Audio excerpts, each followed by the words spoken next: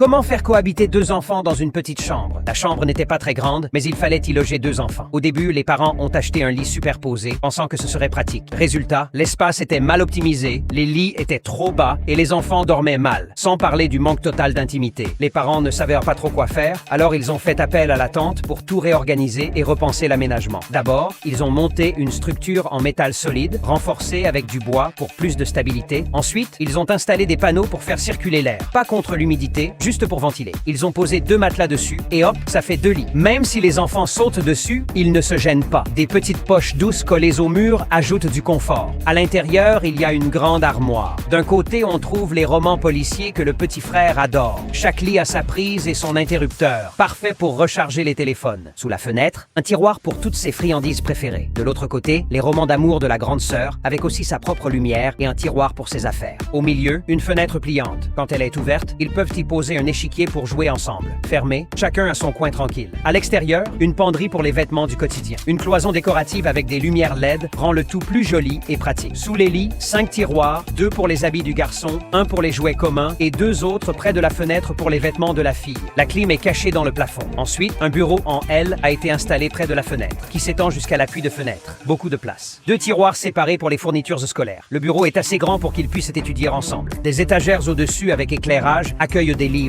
faciles à attraper. Ils peuvent ainsi apprendre de manière autonome ou côte à côte. Et enfin, la porte a été déplacée pour pouvoir installer une grande armoire. Les couvertures sont rangées en haut, les vêtements suspendus en bas. Avec une porte vitrée, tout est propre et élégant. Maintenant, la chambre est super bien pensée, bien organisée et tout le monde est content, les enfants comme les parents.